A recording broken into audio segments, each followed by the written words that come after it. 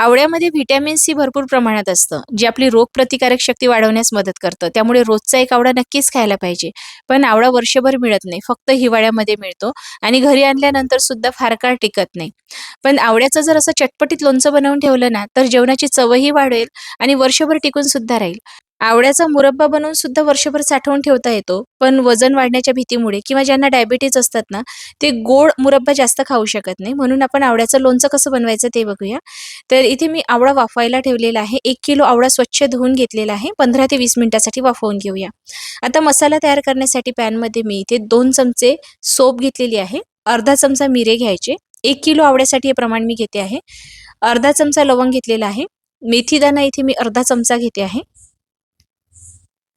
4 ते 5 वेलची घेतलेली आहे. हे सर्व अगदी मंद आचेवर भाजायचं.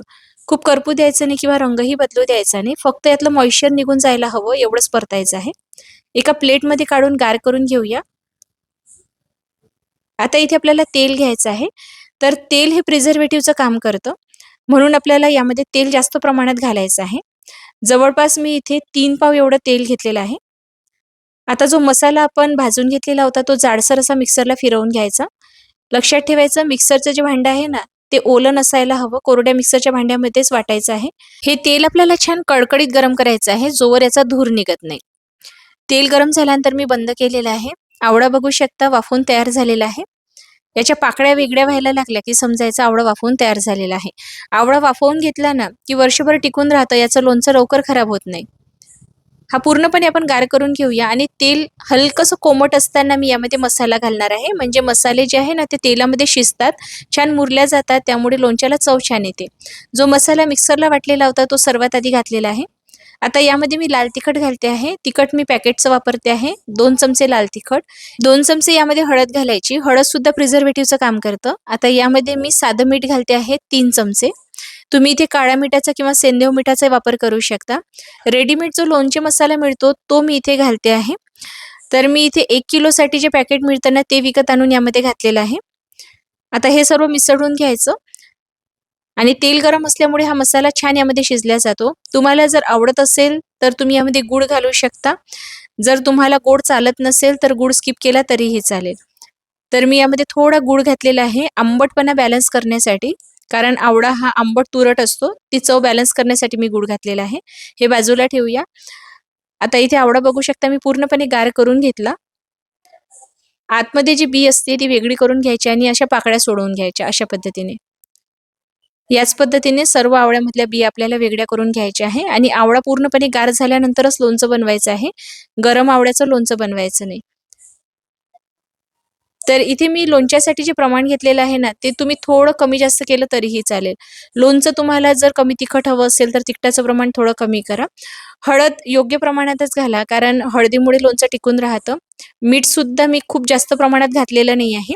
तेलाचं प्रमाणच इथे मी जास्त घेतलेलं आहे, जेणेकरून लोणचं जास्त दिवस टिकून राहील. मीठसुद्धा जास्त घातलं ना, की लोणचं टिकतं तर खरं, पण खूप खारट लागतं. आणि ते पाकळ्या ज्या आहेत ना बघा, छान अशा गार झालेल्या आहे. मी सकाळीच काढून ठेवलेल्या होत्या. आता संध्याकाळी मी हे लोणचं बनवते आहे. आणि मसाला सुद्धा मी सकाळी बनवून ठेवलेला होता. तेलामध्ये दिवसभर मुरत ठेवलेला आहे. आता इथे खूप महत्त्वाची टिप लक्षात ठेवायची. गरम-गरम तेलामध्ये आवळा घालायचा नाही आणि आवळा घालत असताना तो सुद्धा गार असायला हवा. म्हणजे दोन्हीही गार असायला हवं. आवळा सुद्धा आणि जे तेल आपण गरम केलेलं होतं ते सुद्धा पूर्णपणे गार झाल्यानंतरच आपल्याला एकत्रित करायचं आहे. गरम तेलामध्ये जर तुम्ही आवळा घालाल ना, तर लोणचं लवकर खराब होऊन जाईल. तर बघा इथे मी हा संपूर्ण मसाला जो आहे ना, तो या आवळ्याच्या फोडींबरोबर एकत्रित करते आहे. आता बऱ्याच जणांना इथे प्रश्न पडला असेल, की आपण इथे भरपूर तेलाचं प्रमाण घातलेलं आहे. आवळा हा आरोग्यदायी असतो, पण अशा पद्धतीने भरपूर तेल घालून जर आपण लोणचं बनवलं, तर ते आरोग्यासाठी अजिबात चांगलं नाही आहे. खरं आहे तुमचं म्हणणं, पण अशा पद्धतीनेच आवळा तुम्हाला साठवता येईल. आणि गोड मुरब्बा बरेच जण नाही खाऊ शकत, त्यांच्यासाठी लोणचं हाच एक उत्तम उपाय आहे. आता राहिला प्रश्न लोणच्यामध्ये वापरलेल्या तेलाचा. तर जेव्हा आपण लोणचं सर्व्ह करतो, तेव्हा मसाल्याबरोबर वर फोडी सर्व्ह करायच्या. तेल वाढण्याची गरज नाही आहे आणि जे उरलेलं तेल आहे ते फेकून देण्याची सुद्धा गरज नाही आहे. हे तेल तुम्ही पराठ्यामध्ये वापरू शकता, त्यामुळे तेलाचा वेस्टेज सुद्धा होणार नाही. फक्त आपल्याला फोडी बुडवून ठेवण्यासाठी आणि लोणचं वर्षभर साठवण्यासाठी तेलाचा प्रिझर्व्हेटिव्ह म्हणून वापर करायचा आहे. हे तेल खाण्यासाठी वापरण्याची अजिबात गरज नाही आहे. जसं तुम्ही व्हिडिओमध्ये बघता आहात, मी इथे फोडी तेलामध्ये पूर्णपणे बुडवून ठेवलेले आहे. एक फोड जरी वर राहिली ना तरी सुद्धा त्याला बुरशी येते, याची काळजी नक्की घ्यायची. आता हे तेल मी तुम्हाला वेगळं करून दाखवते आहे आणि खालचा मसाला एकदा बघून घ्या, किती मस्त असा मुरल्या गेलेला आहे. 3 ते 4 दिवस मी झाकून हे लोणचं मुरायला सोडलेलं होतं. फोडी सुद्धा छान मुरल्या गेलेल्या आहे. आता बघा, बरेच जण काय करतात, कमीत कमी तेलाचा वापर करून असा मसाला चिकटलेलं आवळ्याचं लोणचं सुद्धा बनवतात, जसं आता तुम्हाला दिसते आहे. असं लोणचं तुम्ही फ्रीजमध्ये जरी ठेवाल ना तरी 100% खराब होणार आहे. वर जर तेल नसेल तर लोणचं तुम्ही फ्रीजमध्ये ठेवा किंवा फ्रीजच्या बाहेर ठेवा, लगेच बुरशी यायला लागेल. आवळा साठवण्याच्या फक्त 3च मुख्य पद्धती आहे. एक म्हणजे सुकवलेला आवळा, ज्याला आपण आवळा सुपारी म्हणतो. सुकवून तुम्ही आवळा वर्षभर साठवू शकता.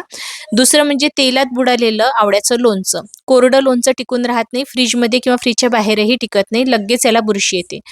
तिसरं म्हणजे आवळ्याचा मोरावळा, जो पाकामध्ये बनवला जातो. पाकामध्ये बनवल्यामुळे सुद्धा आवळ्याचा मोरावळा म्हणा किंवा आवळ्याचा मुरब्बा वर्षभर साठवून ठेवता येतो. अशा 3 पद्धतीने आपल्याला हा आवळा साठवता येतो वर्षभर खाण्यासाठी. तर बघा, मी बरणीमध्ये भरल्यानंतर वर तेलाचा थर आलेला आहे. अशा पद्धतीने आवळ्याचं लोणचं साठवायचं. नक्की ट्राय करा. रेसिपी आवडल्यास लाईक शेअर करा.